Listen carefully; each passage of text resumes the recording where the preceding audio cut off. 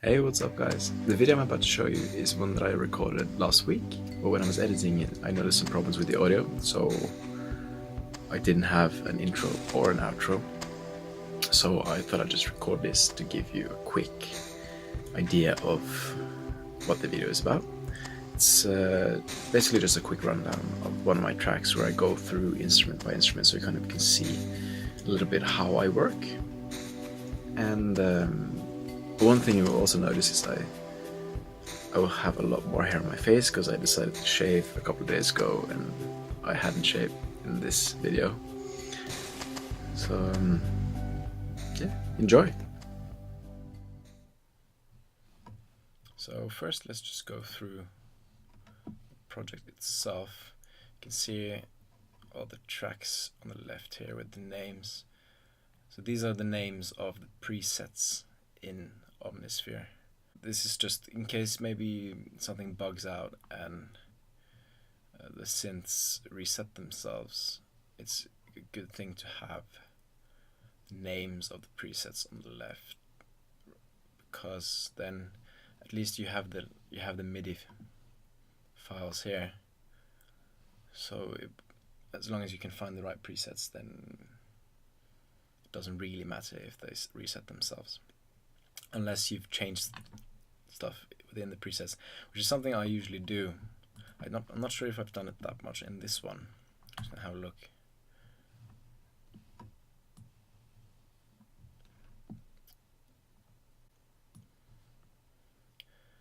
And I'm sure you will probably read places as well that say you shouldn't use presets and you have to make your own sounds. And obviously if you build your own presets, then your music will be original. It will be more original. Obviously when you make the music it will be your piece of music, but if you make your own presets, then it will make it sound less like other stuff. But still, like Jerry Goldsmith said, it's nothing wrong with using presets. It's all about how you put them together. So I don't mind using presets, although I do try to change them at least a little bit. So in Omnisphere you can have two oscillators and effects, and so I usually do most of my work in the actual synth, which is why you don't see as much here. Usually you will see a lot of effects, like your equalizing and compression and stuff like that will usually be around here, but I tend to do it within the project, or maybe I do it in a separate project later. Alright, but let's go through the instruments I have here. So at the top we have robot click bass. So this one, let's see, just like a very gritty synth bass. And what you get with Omnisphere as well is you get a lot of flexibility with modulation. So in this case the modulation will change the cutoff, so you get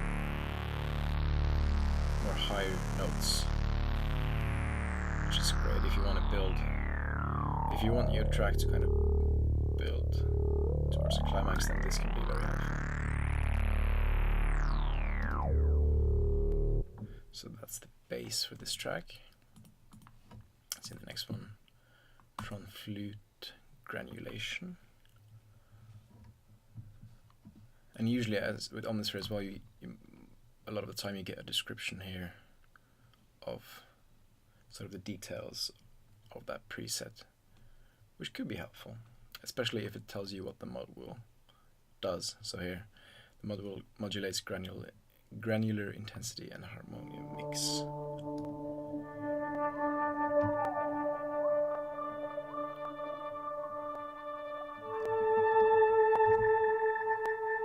So you hear the changing when I spin the mod wheel.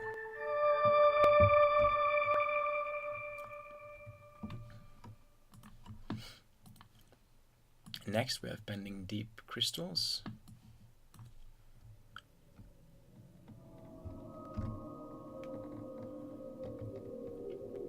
this case I use kind of as a background ambience. And that's one of my favorite parts about Omnisphere, is that it has a lot of this kind of textural stuff, which is great. I really like these sorts of sounds.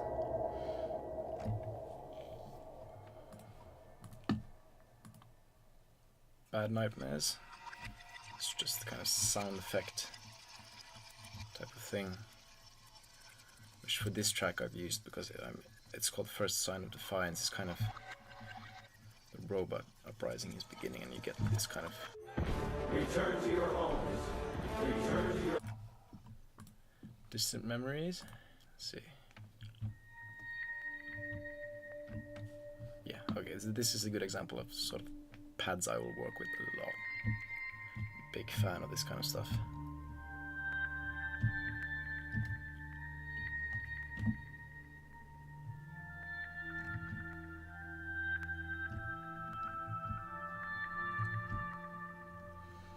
So these are the kind of things you will hear a lot in my music, is these sorts of pads. So usually when I start making a track, I will usually start finding a background pad, and that usually helps inspire me to build more on top of that. I'm probably later going to make a video making a track from scratch, and most likely I will start by just finding a pad that I like. Next one, Gentle PWM Pluck. So this is kind of, so you can see with the MIDI it's been arpeggiated here. So, and also this as well, modulates the cutoff. So you get, as you turn the mod wheel, you get this kind of noise, which is really great for when you want to build up your track to explore that. Next, early chromophonic pad 2.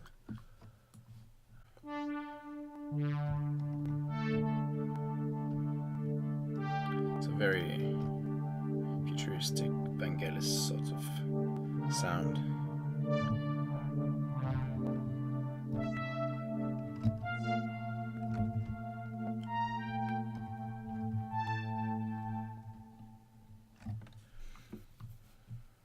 Which is quite cool to work with. There's a lot of these kind of sounds in Omnisphere as well. Afterburn.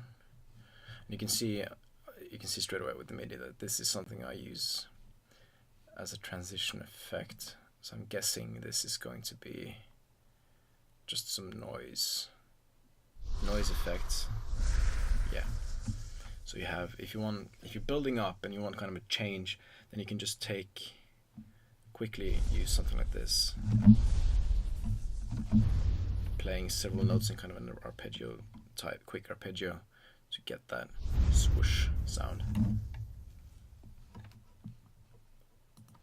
Next, Brittle Bones.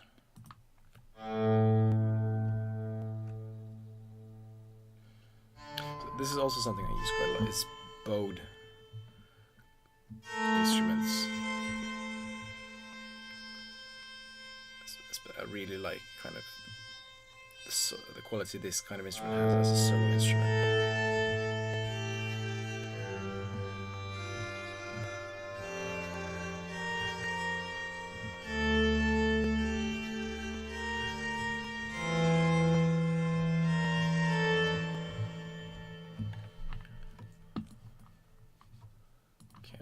Okay, next we have Cineperk.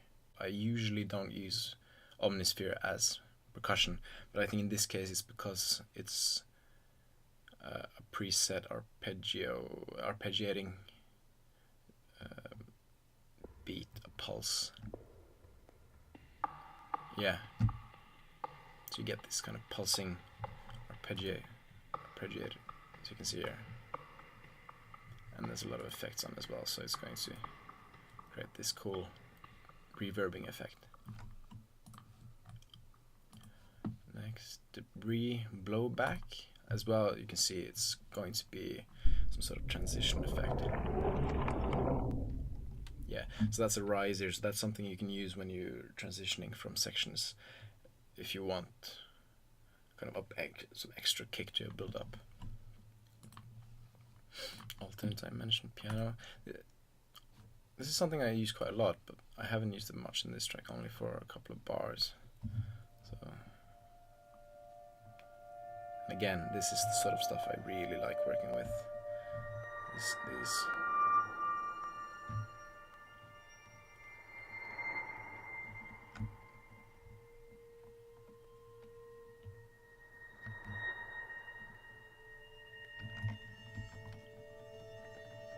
I mean, I can easily just sit a whole day just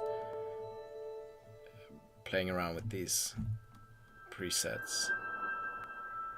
And that's also how some of my tracks are made, is I just hit record, start improvising, and see what happens. Like, you don't always feel inspired to do something all the time, but if you're going to sit around waiting for inspiration to come as well, you're probably going to be sitting around for a long time.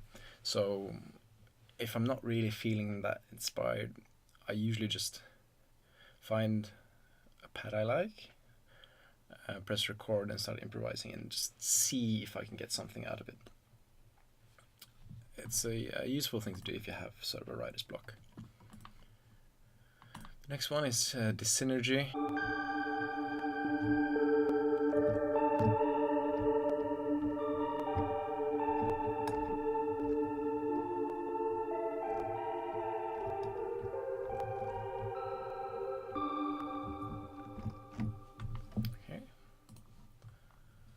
Afterburn, so this is another afterburn, so that was the last one, also used as a transition effect.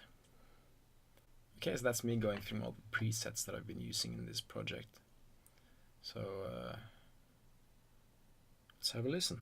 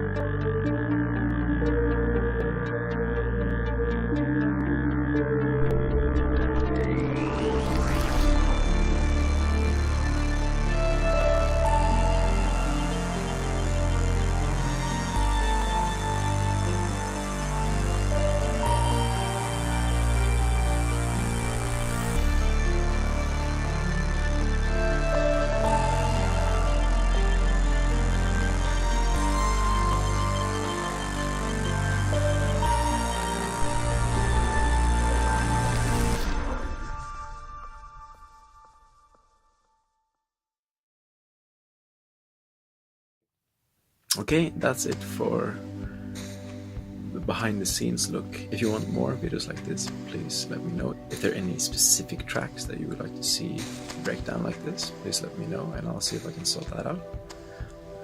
And in the meantime, take care.